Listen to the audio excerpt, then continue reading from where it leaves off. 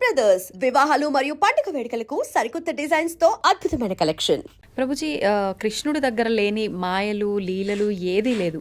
అయితే గాంధారి శాపం నుంచి నందవంశాన్ని ఎందుకు అసలు కాపాడలేకపోయాడు? గాంధారి శాపం కృష్ణుడి పైన ఏం పనిచేయలేదు తెలుసా మీకు ఆ విషయం? అవునా ప్రభుజీ? గాంధారి శాపం వల్ల కృష్ణుడికి ఏం అవ్వలేదు. ఇప్పుడు చూడండి, సూర్యుడి పైన నేను ఒక దీపావళి రాకెట్ ఇడిచి పెడతానన్నాను అనుకోండి, సూర్యుడికి ఏమైనా నష్టం అవుతుందండి? దీపావళి రాకెట్కి సూర్యుడిని ఏమైనా చేయగలుగుతుందా? అస్సలే. ఒక వ్యక్తి, ఒక చిన్న పిల్లవాడు అనుకున్నాడు, ఇప్పుడు చూడు ఈ రాకెట్ని సూర్యుడి పైన వేస్తున్నా నేను, జుమ్ అని వేసాడు అనుకో, అది వెళ్ళి ఢామ్ అని అంటుంది, చూసావా సూర్యుడికి అయింది చూసావా అని. అది వాడి మూర్ఖత్వం. అంతే అంతే. కృష్ణ పరమాత్మ ఆయన లీలలు అవజానంతి మామూఢ మానుషం తనుమాశ్రిత పరంభావమజానంతో.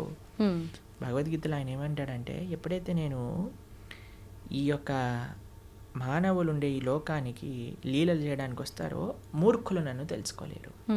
అవజానంతి మామూఢ మానుషం తనుమాశ్రిత పరంభావమజానంతో, నా యొక్క పరతత్వాన్ని తెలుసుకోలేరు. ఎందుకంటే అనిపిస్తుంది కదా, అరే కృష్ణుడు ఇక్కడే మనతో పాటు మన లాగానే నడుస్తున్నారు అది ఇదే.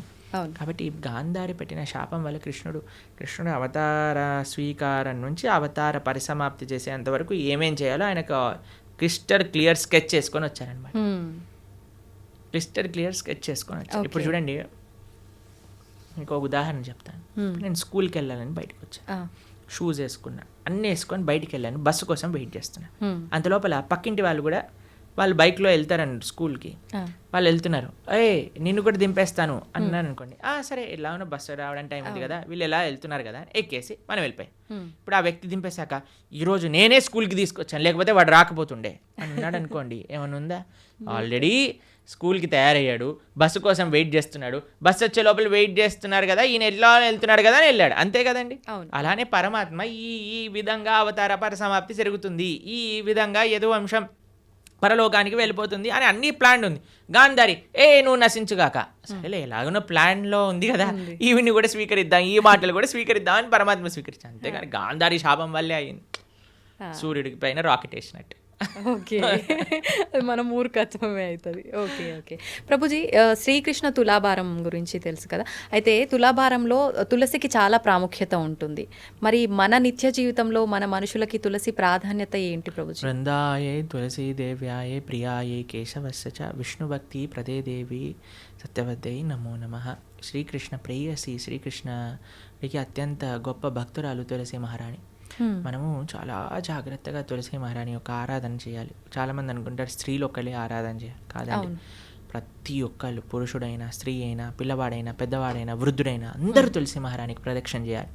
4 ప్రదక్షిణలు చేయాలి, నీళ్లు ప్రతిరోజు సమర్పణ చేయాలి. మా ఆలయాల్లో ప్రతిరోజు ప్రొద్దున సాయంత్రం తులసి ఆరాధన జరుగుతుంది. మీరు చూడండి, ఇస్కాన్ టెంపుల్కి వచ్చి ఆ పూజ ఏదైతే భగవంతుడు ఉండే గర్భగృహంలో ఉంటారో అక్కడ తులసీదేవి కూడా ఉంటుంది. తులసీదేవికి వస్త్రాలు వేసి తులసీదేవిని ఆశీర్వదిస్తారు. విగ్రహ రూపంలో కాదు, తులసి కోటకే వస్త్రాలు సమర్పణ చేసి అక్కడ పెడతారనమాట. ఎందుకంటే ఆవిడ సాక్షాత్తుగా కృష్ణుడి యొక్క పరమ భక్తురాలు. కాబట్టి అందుకే కృష్ణుడికి పెట్టే నైవేద్యం, ఏ అభిషేక ద్రవ్యం, నీరు, దేన్నైనా సరే తులసి వేయకుండా సమర్పణ చేయొద్దు భగవంతుడికి. తులసి పెడితేనే స్వామి స్వీకరిస్తారు. తులసి పెట్టిన నైవేద్యం భగవంతుడు స్వీకరించారు, భక్తులు కూడా అలాంటి నైవేద్యాన్ని స్వీకరించారనమాట. కాబట్టి విష్ణు తత్వానికి ఎక్కడైనా సరే నైవేద్యం పెట్టామంటే తులసి పెట్టి మాత్రమే చేయాలి. కాబట్టి తులసి ఆరాధన ముఖ్యంగా కార్తీక మాసంలో ప్రతి నిత్యం కూడా మనం 3 సార్లు నీళ్లు వేసి 4 సార్లు ప్రదక్షిణ చేయాలి. తులసి మహారాణికి దీపం పెట్టాలి తులసి దగ్గర, తప్పనిసరిగా ప్రతి ఒక్కరు చేయాల్సిన పని. ప్రభుజీ, తులసిలో కూడా 2-3 రకాల తులసులు ఏదైనా పర్వాలేదు. ఓకే, అయితే ముఖ్యమైన పర్వదినాల్లో తప్ప సాయంకాలం సమయంలో దీపారాధన చేయకూడదు తులసి దగ్గర అని చెప్పి అంటుంటారు. ప్రతిరోజు చేయాలి, ప్రొద్దున రాత్రి భగవంతుడి ఆలయంలో, భగవంతుడి యొక్క పూజా మందిరంలో తులసి మహారాణి దగ్గర ప్రొద్దున రాత్రి నిత్యము ప్రతిరోజు చేయాలి దీపారాధన. ఓకే ప్రభుజీ, కృష్ణుడి విషయానికి వస్తే గోపికలతో రాసలీలలు ఆడుతుంటాడు బృందావనంలో అని చెప్పి అంటుంటారు. అయితే దాన్ని తప్పుగా కూడా భావించకూడదు అని అంటుంటారు. మరి కామక్రీడకు రాస క్రీడకు తేడా ఏంటి? అసలు అది కామక్రీడ అని భావించొద్దంటారా? అసలు రాసలీల అంటే ఏంటి, అసలు కామం అంటే ఏంటి, ఇవన్నీ తెలుసుకోవాలి ఫస్ట్. ఇప్పుడు చూడండి, కృష్ణుడు రాసలీల చేసినప్పుడు ఆయన వయసు ఎంతో తెలుసా అండి? 6 సంవత్సరాలు. చిన్న పిల్లడు. 6 సంవత్సరాల పిల్లలు అమ్మాయిలు అబ్బాయిలు అందరూ కలిసి ఆడుకుంటున్నారు అనుకోండి, మీరు ఏమంటారు? దూరం జరుగు, అమ్మాయి దగ్గర ఆడవద్దు అని అంటారా మీరు ఎప్పుడైనా? లేదు. మీరు ఎప్పుడైనా అలా చేశారా మీ పిల్లలతో? చేయలేదు ప్రభుజీ. ఎప్పుడైనా అందరు చిన్న చిన్న పిల్లలు అందరు కలిసి ఆడుకుంటున్నారు అనుకోండి, ఎప్పుడైనా డిఫరెన్షియేషన్ చూస్తామని? లేదు. 6-7 సంవత్సరాల వయసు ఉన్న పిల్లవాడండి రాసక్రీడ జరిగినప్పుడు, తెలిసినా మీకు? తెలియదు. ఇంకో విషయం చెప్తాను. గోపికలు అంటే ఎవరు? గోపికలు అంటే స్త్రీ, కృష్ణుడు అంటే పురుషుడు కాదండి. కృష్ణుడు యొక్క శక్తియే గోపిక. కృష్ణుడి యొక్క హ్లాదిని శక్తి యొక్క స్వరూపములే గోపికలన్నీ కూడా, శ్రీమతి రాధారాణి కూడా. కృష్ణుడే సాక్షాత్ ఒక పిల్లవాడు. ఇప్పుడు నేను అద్దంలో చూసుకుంటానండి, అద్దంలో చూసుకుంటూ నేను ఇలా అనుకోండి అని అనుకోండి, అద్దం పైన ఉన్నాయి, ఏ ప్రభుజీ ఎంత ధైర్యం, మా ప్రభుజీని కొడతావా అని అంటారా మీరు? అదే నీ ఇష్టం, ఇక నీ అద్దం నీ రిఫ్లెక్షన్ ఏదైనా చేసుకో, నువ్వు ఎంత ముద్దొస్తున్నావా నువ్వు రాసి ఒకటైనా పెట్టు, ఏదైనా చేసుకో, అది నువ్వు నీ రిఫ్లెక్షన్, అంతే కదండి. అంతే. కృష్ణుడు ఏ తత్వమో గోపికలది అదే తత్వం. ఆయన యొక్క హ్లాదిని శక్తి స్వరూపములే గోపికలు, అట్లా వేరేది ఏ విషయం కాదండి. ఇప్పుడు రాస నృత్యం అంటే ఏంటి అనుకుంటున్నాడు? అదొక నృత్యం, ఆనంద స్వరూపం. అది ఒక స్త్రీ పురుషుని మధ్యలో జరిగే, మీరు అంటున్నారు కదా ఏదో భౌతికమైన సంబంధం కాదండి. అది సాక్షాత్తుగా ఒక జీవాత్మ పరమాత్మ కలిసినప్పుడు పొందే ఆనందాన్ని రాసలీల అని అంటారు. రాసలీల శుకదేవుడికి అన్నిటికంటే ఫేవరెట్ పాస్ టైం భాగవతంలో. శుకదేవుడు ఎవరో తెలుసా అండి? శుక మహర్షి. ఆయన పుడుతూనే తల్లి గర్భం నుంచి నడుచుకుంటూ వెళ్ళిపోయాడు.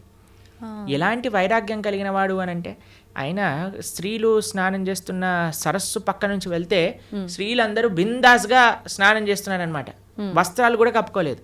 వ్యాసుల వారు అడుగుతారు, అయ్యా ఏంటి మీరు అని అంటే, ఆయనకండి స్త్రీ పురుష భేదమే లేదు, ఆయన అంతా ఆత్మజ్ఞాన తత్వంలో రమించేవాడు, కాబట్టి మాకు ఆయన డిఫరెన్సియేషనే తెలియలేదు. ఎందుకంటే స్త్రీకి చాలా తొందరగా పురుషుడి దగ్గర ఏదైనా చెడు భావన ఉంటే కనిపట్టేయచ్చండి. కానీ ఆ స్త్రీలు అంత వైరాగ్యం కలిగిన శుకమహర్షి ఏంటో తెలుసా అండి? ఆవు పాలు పితికినంత సమయం కంటే ఎక్కువ ఒక ప్రదేశంలో ఉండలేరు, అంత వైరాగ్యం కలిగిన వ్యక్తి. ఆయనకి ఫేవరెట్ లీల రాసలీల. అంటే అంత వైరాగ్యం కలిగిన వ్యక్తి ఒక భౌతికమైన గర్ల్ ఫ్రెండ్ బాయ్ ఫ్రెండ్ విషయాలు మాట్లాడతారా అండి? అది కూడా ఎవరి ముందు? పరీక్షిత్ నరేంద్రుని ముందు. వేలాది మంది ఋషులు యోగులు మునులు కూర్చొని శ్రవణం చేస్తున్న ఒక సభలో.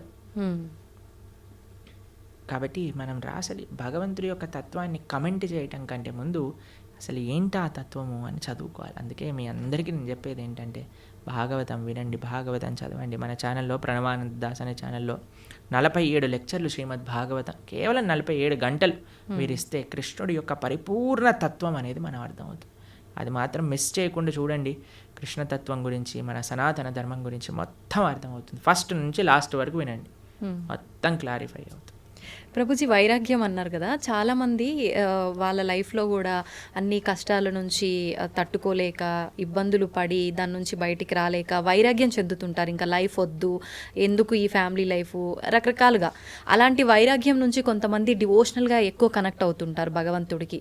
నిజంగా అది వైరాగ్యం వల్ల వచ్చిన భక్తి నిజమైన భక్తి అంటారు. ఈరోజే ఒకళ్ళు చెప్తున్నారు, ప్రభుజీ ఈ కష్టం వచ్చి ఉంటే నేను భక్తి మార్గంలోకి రాకపోయి ఉండేదాన్ని అని అంటున్నారు అనమాట. కాబట్టి కొన్నిసార్లు కష్టాలు కూడా మనం భగవంతుడి వైపు పంపిస్తూ ఉంటాయి. ఆనందం కూడా తీసుకెళ్తూ ఉంటుంది, కష్టం కూడా. ఏదైతే మనం భగవంతుడి వైపు తీసుకెళ్తుందో అది నిజమైన. మరి భక్తికి వైరాగ్యం అవసరమా అంటే అవసరం, కానీ వైరాగ్యమే భక్తి కాదు. ఇప్పుడు మన ఈ స్టూడియోకి రావాలి అంటే ఆ డోర్ ఓపెన్ చేయాలి. వైరాగ్యం అనేది డోర్ లాంటిది, అందులోపల నుంచి ప్రవేశిస్తే భక్తి మార్గం లోపలికి రాగలుగుతాం అనమాట. కాబట్టి వైరాగ్యం కావాలి. వైరాగ్య విద్య నిజభక్తి యోగ శ్రీ చైతన్య మహాప్రభు యొక్క ఉపదేశములలో వైరాగ్యము అని అంటే ఏదో ఫల్గు వైరాగ్యము కాదండి, నిజమైన వైరాగ్యం మనకు కావాలి. యుక్త వైరాగ్యము అని అంటారు. ఫల్గు వైరాగ్యము అని అంటే ఇప్పుడు చూడండి, శ్మశాన వైరాగ్యము అని అంటారు, ప్రసమ వైరాగ్యము అని. ఇదంటే ఎలా అంటే ఇప్పుడు చూడండి, శ్మశానంలో ఎవరైనా కాలిపోతున్నారనుకో, మనది కూడా అదే గతి కదా. ఇంటికి వచ్చాక ఏం చేసావు అంటే, ఇడ్లీ వద్దు నాకు పెసరట్టు కావాలి. ఏం వైరాగ్యం అండి? పోయేవాడికి ఇడ్లీ తిన్నా సాంబార్ తిన్నా ఒకటే కదండి. రెండోది ఏమనుకుంటుందట అంటే, ఎవరైనా ప్రసవ వేదన ఊ అని అరుస్తున్నప్పుడు, అమ్మో నేను మాత్రం పిల్లల్ని కానీ ఇంత నొప్పి నేను భరించలేను. మళ్ళీ పెళ్లి చేసుకోగానే ఒక పిల్లోడు, రెండో పిల్లోడు, మూడో పిల్ల, నాకు కూతురు కావాలి, నాకు ఇంకో అలాంటివి అనమాట. అలాంటి వైరాగ్యం పనికిరాదు. వైరాగ్యం అంటే ఏంటి? నా దగ్గర ఉన్నదంతా కూడా భగవత్ సేవలో ఉపయోగిస్తా, యుక్త వైరాగ్యము. ఇప్పుడు మీకు ఒక విషయం చెప్తాను. నేను ఇలా వెళ్తున్నాను అనుకోండి, ఒక పర్స్ పడిపోయింది అనుకోండి, అమ్మయ్య దేవుడు నాకు ఈ విధంగా కరుణించాడు, డబ్బులు నాకు ఇచ్చాడని తీసుకోవటం ఒక విధి. రెండవది ఏంటి, అయ్యో నాది కాదు కదా వదిలేస్తాను, నేను ముందుకెళ్ళిపోతాను. ఇంకో విధి లేదు 3, అరే పర్సు పడింది విజిత గారు ఎవరిదైనా అంటే అయిందే అండి ఇచ్చేయటం. మూడో విధి ఏది మంచిది అంటారు ఈ మూడిట్లో? అడిగి ఎవరిది అని ఇవ్వటమే. అంతే కదండి, దాన్ని యుక్త వైరాగ్యం అంటారు. ప్రతి ఒక్కటి తీసుకో, ఎవరికి చెందాల్సిందో వాడికి చెందించు. ఈ ప్రపంచంలో ఉన్నదంతా కృష్ణుడికి చెందిందే కాబట్టి ఆయనకి సమర్పణ చెయ్యి. అది నిజమైన వైరాగ్యం, నిజమైన భక్తి అని అంటే. నీ కోసం నువ్వు వాడుకోకు, పరమాత్మ కోసం ఉపయోగించు, దేశం కోసం ఉపయోగించు, ధర్మం కోసం ఉపయోగించు, భాగవతోత్తముల కోసం ఉపయోగించు, భగవంతుడి కోసం ఉపయోగించు. అది వైరాగ్యం. ప్రభుజీ, భగవంతుని ఆరాధించాలంటే భక్తి ఒకటే ప్రధానమా? శరీరం కూడా శుచిగా ఉండాలి అంటుంటారు. నిజంగా శరీరం శుచిగా ఉండటం అంటే ఏంటి? మీరు అన్నారనుకోండి, ప్రభుజీ మా పిల్లల్ని స్కూల్కి పంపిస్తాను కానీ యూనిఫామ్ అయ్యాను, యూనిఫామ్తో ఏం సంబంధం ఉండండి, వాళ్ళకి చదువుకోవడం కావాలి, వాళ్ళు చదువుకోవాలని ఇచ్చి ఉందంటే స్కూల్ వాళ్ళు ఎలా చేస్తారండి? ఏమంటారు, ఫస్ట్ యూనిఫామ్ వేసుకొని రా అంతే కదండి. అవునా కదా? స్కూల్ షూస్ పైన మొత్తం బురద జల్లి పంపించి, బురద ఉంటే ఏంటి, నువ్వు చదువు చెప్పు, ఆయన చదువు నేర్చుకోవడానికి వచ్చావు, నువ్వు చదువు చెప్పడానికి వచ్చావు, షూ బూట్ ఇవన్నీ అంటావేంటి అని అంటారా మీరు? ఏమంటారా? అమ్మ టీసీ ఇస్తాను, తీసుకెళ్ళు, మీ పిల్లల్ని వేరే స్కూల్లో జాయిన్ చేయించు అని అంటారు. అంతేనండి. గోర్లు ఎందుకు కట్ చేసుకోవాలండి, గోర్లకి చదువుకి ఏం పని ఉంది అంటే, మా స్కూల్లో పీటీ సార్ ఉంటే వాడు పెద్ద కర్ర పట్టుకొని పాట్ అని కొట్టేవాడు, గోర్లు పెరిగాయండి.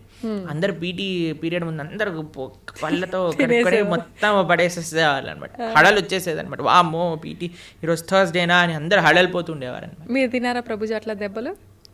అంటే గోర్లతో కొరికేసాం అనమాట. దెబ్బలు తినే ముందు. ఓకే, తెలివైన మూవ్ అనమాట అక్కడ. అయితే భక్తికి చాలా మంది అడుగుతారు, ఈ శుచి ఏంటి, స్నానం చేయటం ఏంటి, ఇదంతా మూర్ఖత్వం, వీళ్ళంతా చాదస్తం, పైత్యం అని అంటూ ఉంటారు. కాదండి, మీకు భక్తి హృదయంలో ఉండాలి అని అంటే దాన్ని ఎక్స్టర్నల్గా కొన్ని రూల్స్ అండ్ రెగ్యులేషన్స్ పాటించాలి. శుచి, స్నానం, ప్రొద్దున లేవంగానే స్నానం చేయటం, మనం కాలకృత్యాలు తీసుకున్నాక స్నానం చేయటం, మడితో ఉండటం, అక్కడిక్కడ ముట్టుకోకుండా మంచిగా ప్రేమతో భగవంతుడికి నివేదన చేయటం, ఇవన్నీ కూడా ఆధ్యాత్మిక మార్గంలో మనకి మంచి వైపు నడిపిస్తూ ఉంటుంది అన్నమాట.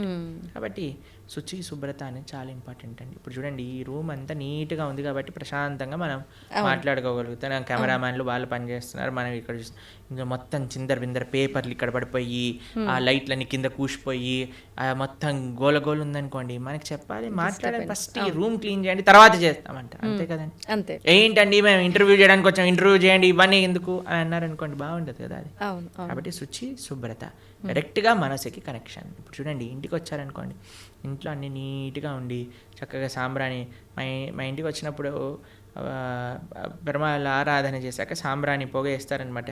అప్పుడు ఆ ఆధ్యాత్మిక గుడికి వచ్చిన వాతావరణంలో లాగా ఉంటుందన్నమాట. అంతేగాని అన్ని చిందరబందర చేసి అందరు ఇలా పడిపోయి కూర్చున్నారు అనుకోండి, అప్పో ఎందుకు వచ్చాను రా బాబు, ఎక్కడికైనా వెళ్ళిపోతే బాగుండు అనిపిస్తుంది. కాబట్టి మనకి మనసుకి బాహ్యమైన శుచి, శుభ్రత వీటికి కనెక్షన్ ఉంది కాబట్టి దాన్ని జాగ్రత్తగా తెలుసుకొని మనం శుచి, శుభ్రత పాటించాలి.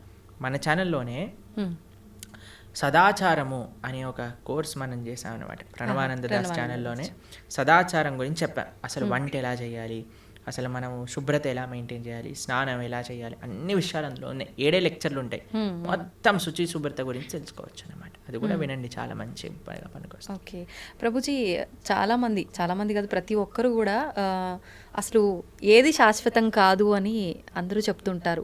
అయితే అది తెలిసి కూడా మనం అన్నిటిపైన వ్యామోహం పెంచుకోవడము, ఈ బంధాలు, బంధుత్వాలు, వీటన్నిటిపైనే ఫోకస్ చేస్తూ ఉంటాం. ఎంతసేపు కూడా లగ్జరీ లైఫ్కి అలవాటు పడిపోతుంటాము.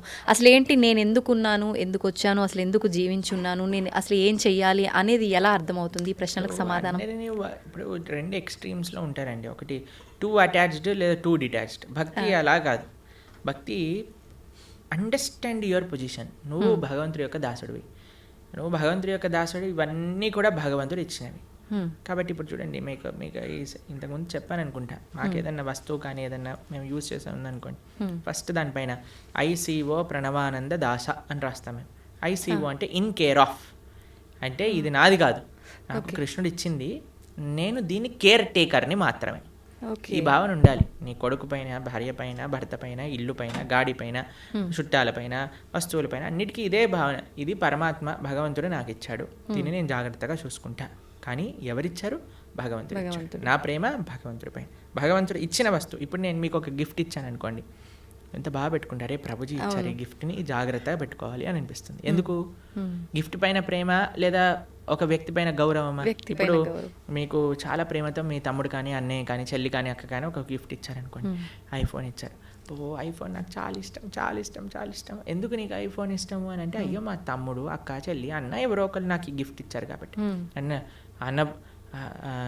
అన్నకి యాక్సిడెంట్ అయింది, పోతే పోనీ ఐఫోన్ ఉంది కదా ఐఫోన్ చూసుకుంటాను అన్నారు అనుకోండి, అరే నీకు అన్న ముఖ్యమా ఐఫోన్ ముఖ్యమా? నాకు ఐఫోన్ ముఖ్యం అంటే నిజంగా అన్న పైన ప్రేమ అండి కాదు. అన్న పైన ప్రేమ మీకు ఆ ఫోన్ పైన రిఫ్లెక్ట్ అవుతుంది.